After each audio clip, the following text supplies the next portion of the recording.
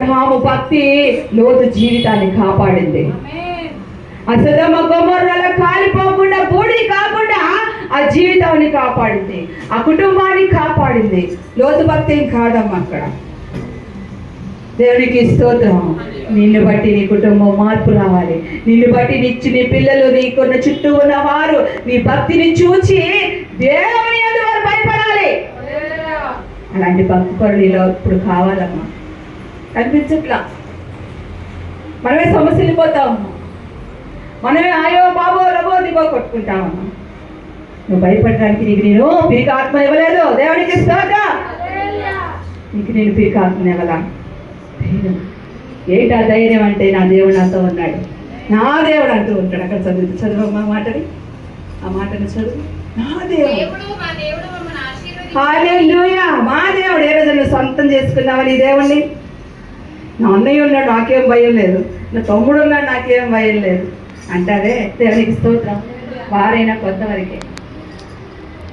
దేవునికి స్తోత్రం. ఒక మందు కూడా తెచ్చి ఇచ్చేంత వరకే, ₹1 సహాయం చేసేంత వరకే.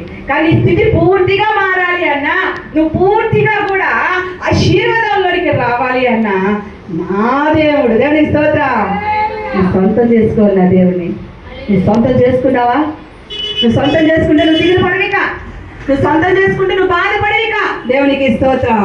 నీ భక్తి చేత అనేకులకు నువ్వు మాదిరికరంగా నిలుస్తావు. హల్లెలూయా. ఆ సమరయశ్రీ అంటా ఉంటుంది, నా గుట్టంతా ఇప్పిన దేవుడు నేను చూశాను. నేను మాట్లాడక ముందే నా లోటుపాట్లు అన్నీ కూడా చెప్పేశాడు ఆయన. దేవునికి స్తోత్రం. ఆమె ఎవరు? తెలిచాడు.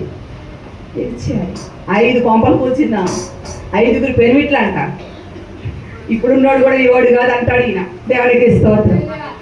మనం అలాంటి వచ్చి చిచి ఆ మంచిదే కాదు అనేసి మనం సైడ్ అయిపోతూ ఉంటాం. కానీ నా దేవుడు ఏం చేశాడు తెలుసా? ఆమె పలకరించాడు. హల్లెలూయా. ఆమెను పలకరించాడు, ఆమెను తప్పును చూపించాడు. ఇదిగో నీ స్థితి అన్నాడు. దేవునికి స్తోత్రం.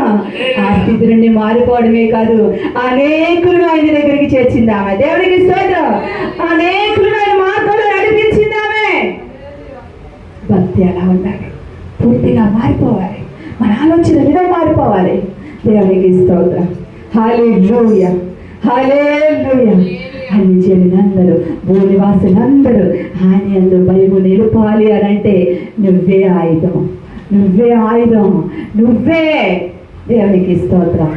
అబ్రహాము వలె ప్రార్థించాలి. ఇగో ఆ సమరీ స్త్రీ వలె నీతికి లోబడిపోవాలి. హల్లెలూయా. ఎవరు నాకు చెప్పడానికి? ఎవరైనా ఊరుకుంటారు అలా చెప్తే? నువ్వు చూసావా అంటారు. కానీ ఆ పశ్చాత్తాప హృదయం, ఆ కదిలించే హృదయం ఆయన దగ్గర నుండి వచ్చింది. ఈరోజు కొన్ని నువ్వు విడిచిపెట్టలేక, నువ్వు కొన్ని వదులుకోలేక, నిన్ను నువ్వు సపోర్ట్ చేసుకుంటూ వస్తూ ఉన్నావేమో. అలా వచ్చినంతసేపు నీలో నిజమైన భక్తి లేదు. హల్లెలూయా. ఏం చెప్పరు? నువ్వు అలా నిన్ను నువ్వు సపోర్ట్ చేసుకుని వచ్చినంతసేపు